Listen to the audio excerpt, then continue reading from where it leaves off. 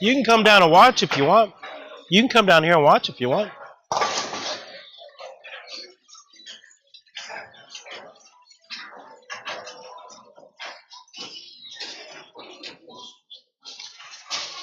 So have you watched Shane bowl a lot?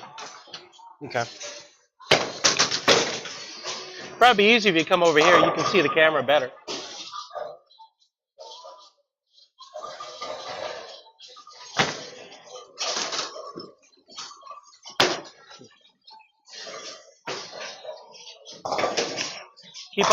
Keep on going. We got to get a couple of decent ones so we can actually.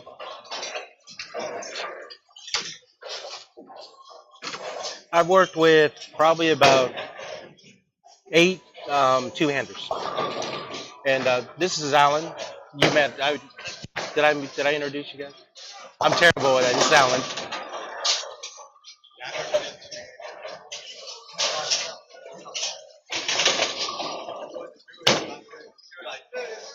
No, it actually. So we're just taking what he already did, and then just kind of, we're just trying to expand it. Pickups probably straight.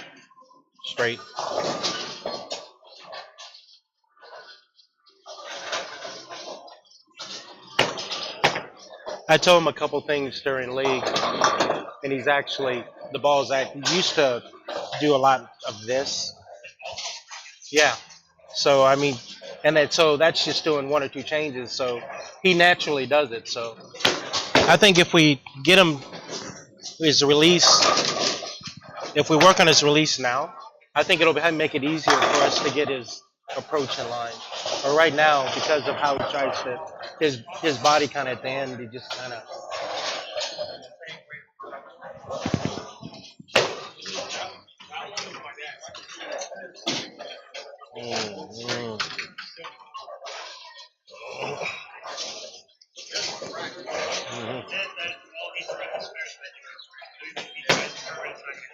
I like that one. He's so long that he can project the ball. He's going to be able to project the ball. He doesn't really have to go as fast as most two-handers, I don't think.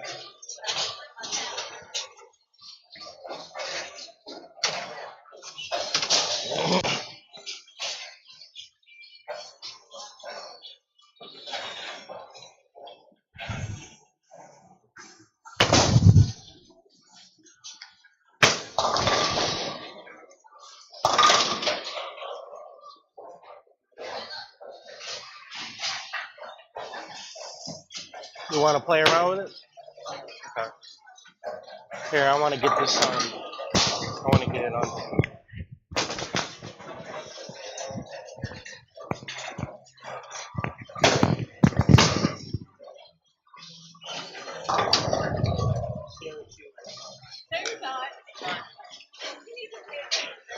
Do you watch any pro bowling or anything like that? Of course you are. Two-handed, right? Awesome. So you watch him a lot? Have you ever looked at yourself on video, like your own bowling? All right. So with Jason and most of the other really, really good two-handers, they can get their right hand. This is how they generate revs, right? Get their hand more underneath the ball like this. But they're able to do it for the whole swing because of how much they bend their elbow and how much this left arm supports the ball, right? So, like as a one-hander, my thumb is what does that. As a two-hander, your left hand becomes your thumb. That's basically what it is. So right now, what it looks like is as you're coming back, your hand's like very flat like this, so you're not able to bring it back that high. Like, because my hand's just on top of it, I have to support all the weight with my left hand. I can't, like, cradle the ball like this. So it's really hard to, like, generate any type of speed when my backswing's, like, this high unless I'm like this. So in your setup and, like, as you're pushing away the ball, try to keep this arm, or, like, this your wrist more cupped. And as you're coming back, try to, like, get your elbow, like, bent. That make sense?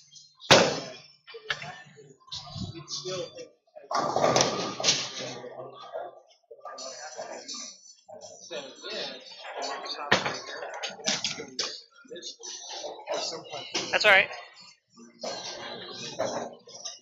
So if you look,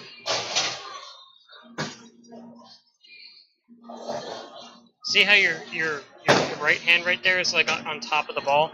All you're trying to do is get that hand to be like a little more underneath it. That make sense? You end up getting back into the position here, but if you can get into that position sooner, it's going to start becoming more efficient.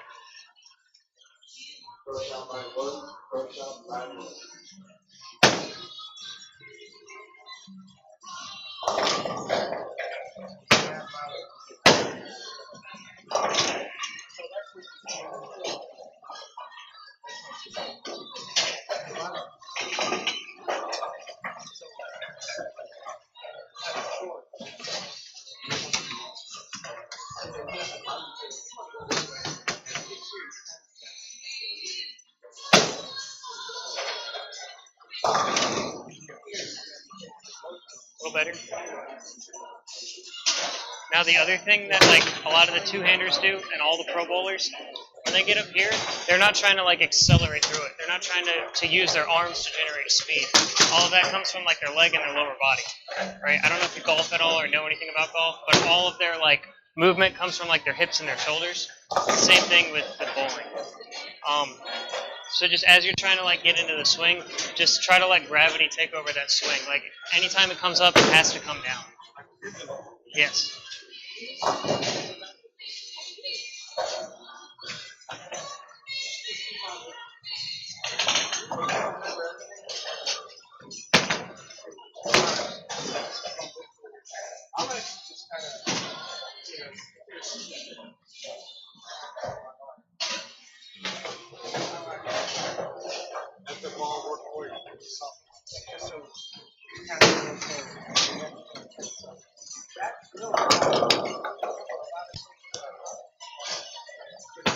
There you go.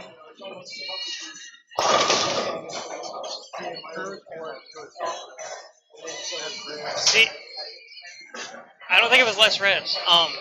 You see how that one like projected further down the lane before it curved? I think like your rev rate was the same, like how fast it was spinning was about the same. But when you get here and come up, you're hitting up on the ball. So that's going to cause the ball to read like really soon and then hook way too far left, like too fast. When you're able to like get it this way, it's still spinning just as fast, but you transfer more speed to it. So it's able to project further down the lane before it curves. So like before, your rev rate was too high compared to how fast you were throwing it. If you can learn to wait on it, your speed's going to go up and your rev rate's going to stay the same, so that number's going to be closer to a match. But you're not going to have to be like, everything's really dry, there's not enough oil. You're going to be like, I can play this.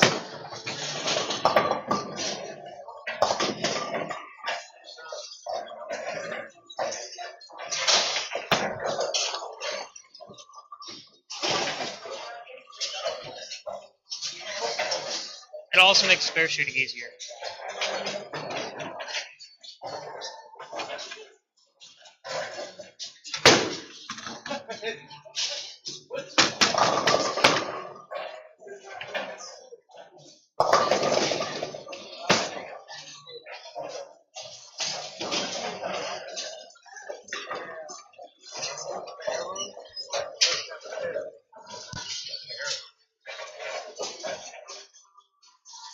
Throw your strike ball at this. You want to use your spare ball for like single pins or if they're not like a strike shot, you know what I mean?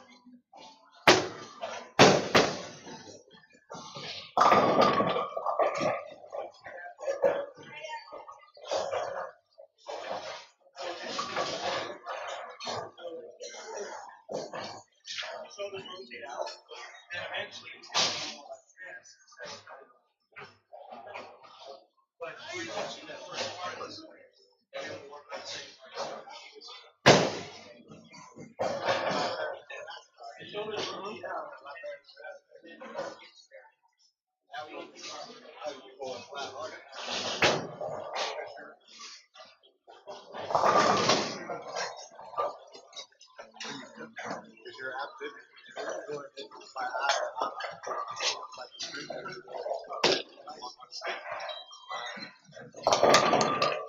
it's harder this way or the other way? I know a lot of people get strikes because it causes confusion on the pins at the end. But I think two-handed is much easier to learn the skills that are needed nowadays.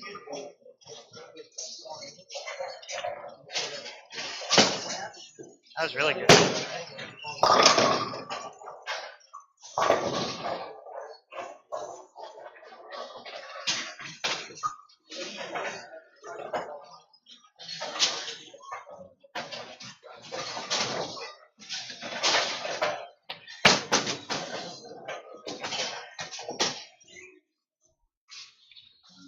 So one of the other things I'm seeing is that your shoulders are rotating like back and forth like this.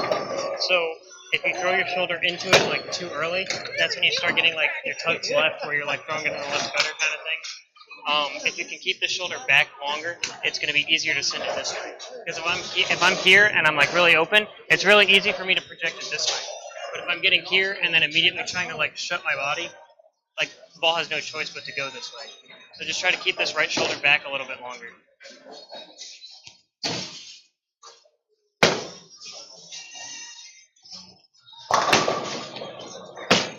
There you go. See how much easier that was to send the ball that way? That was really good. Yeah, that's fine.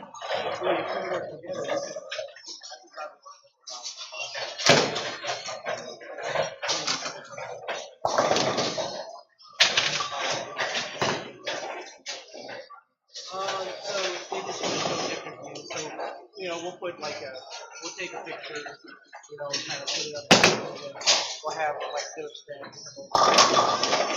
kind of,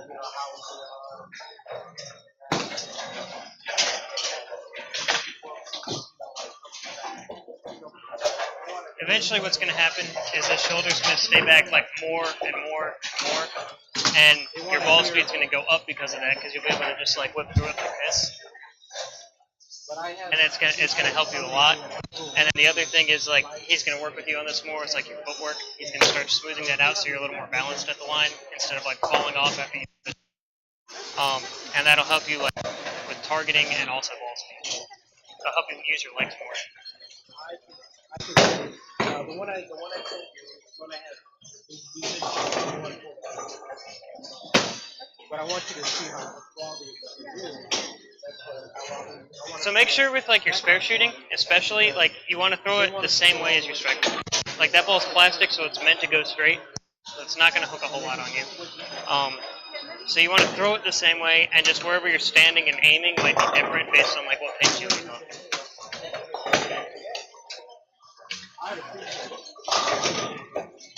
And I have access to, Premiere Pro. Yeah, that's what I figured. So,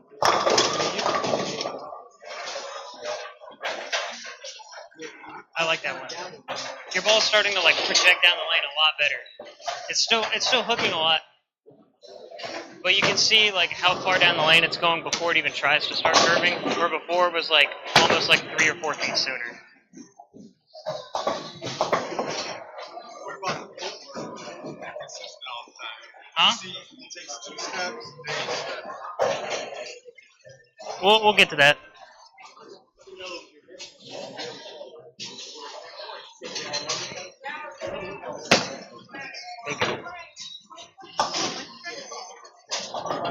See how that was more similar to your like strike ball? It was much easier to hit the pin. You didn't have to like feel like you had to slow down or anything like that. what are you doing? You see me falling around and just like start trying.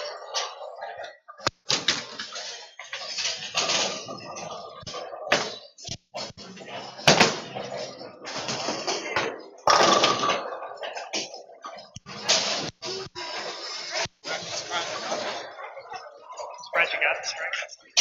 It did, but now that you're focusing on it, it's happening less. So like before, when you weren't focused on it, sometimes you get here and like go like that a lot. And now that you're like know about it, it's now more like that. Even your misses are not as bad.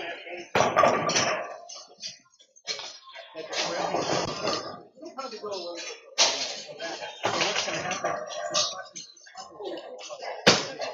you go. Woo! What? You got that one? Yep.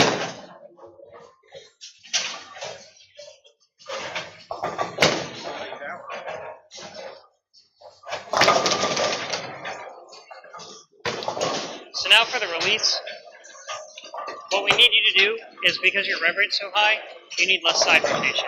If you have too much side rotation, as soon as it sees like the parts where there's less oil, it's going to just take off that way.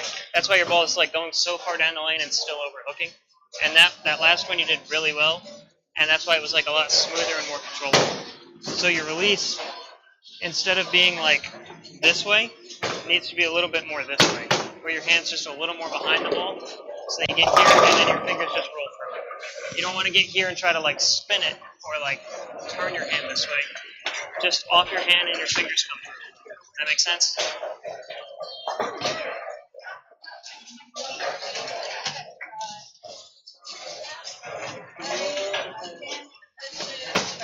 There you go. That's all right. The rotation was still a lot better, so it takes a couple shots when you're trying something new. It's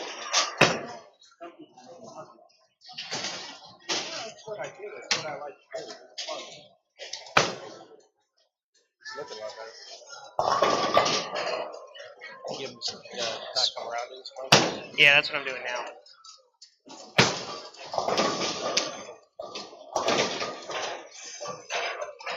His approach is actually starting to smooth out a little bit. Just remember to try to keep that shoulder back.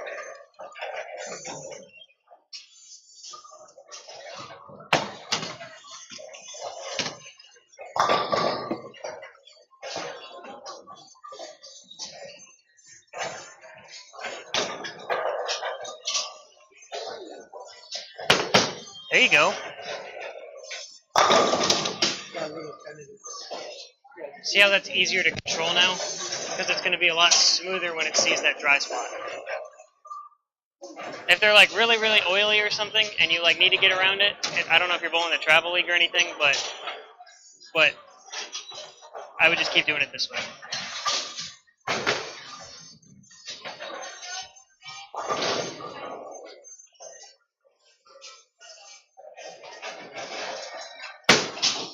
That's still okay. I'd rather have that than yeah. That's still okay. Like, I'd rather see it underhooking right now than overhooking. His arms are so long. He's going to really be able to generate a lot of rotation. I haven't like done anything with his feet yet. I was just kind of like taming down his upper body. No, it's fine. I figured he'd handle the footwork and stuff. Yeah, I can probably do that. His timing's a little inconsistent. I think that today, though, he doesn't really need to work on all that. Yeah, that's why I didn't say anything. All right. That's going to happen less and less as you start to get used to getting the ball out. As soon as you realize that it doesn't require a whole lot of effort. Just remember, just like free throw shooting, just let the ball get smoothly off your hand. The ball is going to get to where you need it to go.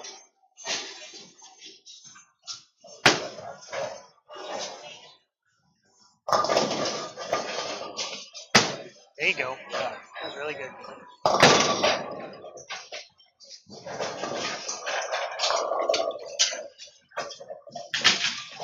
That was a really good shot.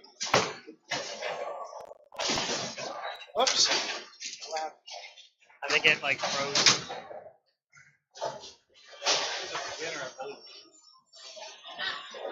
He's got a lot of potential. He throws it really good already. I have to do that again. We didn't lose any of the videos, so I'll just have to go through and mark them all again. Oh. It does it every time.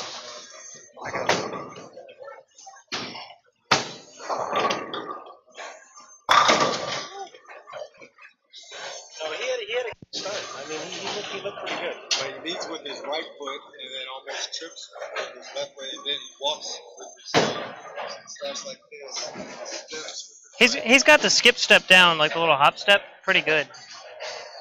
Which is like two-handers, how they generate speed.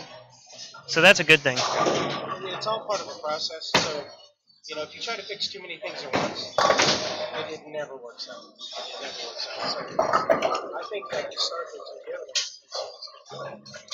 you just have to, take that and just kind of run with it, I guess. But I think that it looks good.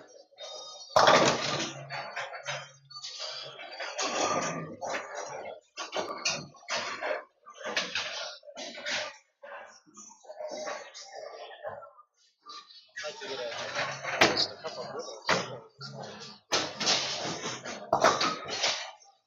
I'll just have to redo it.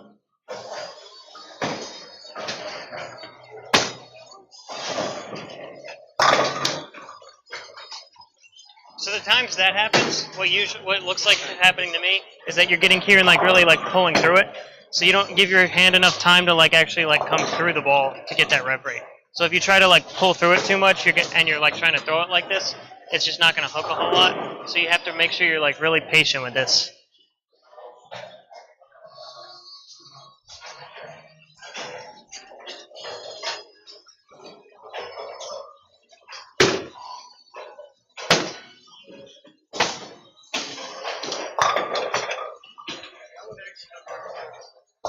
I really like the hop step that you do. That's really good. It's hard to teach that.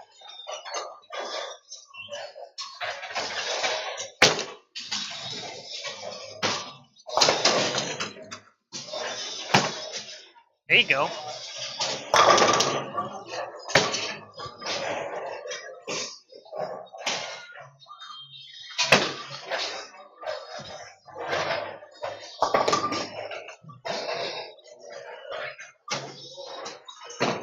So when I say like side rotation, see how this ball's rotating like kind of this way versus more this way? That's why that ball hooks so much. Just because your hand got here and kind of went this way a little bit, which is all right. There's nothing like terrible about it. It's just it's gonna hook a lot when it sees that dry spot. They've explained to you about like the oil and everything, right? How there's like less oil outside and more in the middle. So it's when it sees that like outside part or when the pattern ends, the back end, it's just gonna like take off on you right now.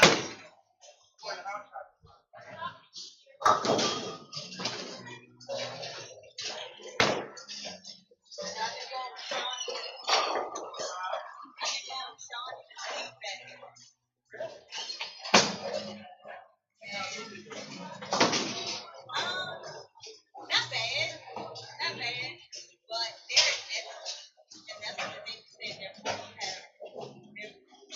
So one of my guys, they invest with you. Over 100 or something. Their average of